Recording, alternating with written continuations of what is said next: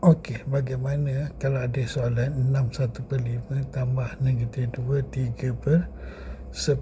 Okey, so apa yang boleh kita buat sekarang ni, kita mula-mula kita keluarkan dulu positif darab negatif, dia akan jadi -2 3/10. So kita tolak dulu nombor bulat. So 6 tolak 2 4. Maka yang tinggal sekarang ni 1/5 tu kita setarakan dengan yang sebelah. Kalau sebelah kaki 10, maka darab 2. So akan jadi 2/10 tolak 3/10. So sekarang ni 2 tolak 3 tak cukup. So apa kita buat? 4 tu merupakan 3 tambah 1. 1 tu adalah bersama dengan 10/10. So bila macam ni, dia akan jadi 10 tambah 2 12 tolak 3 9/10. So kalau boleh faham kaedah ni, komen faham.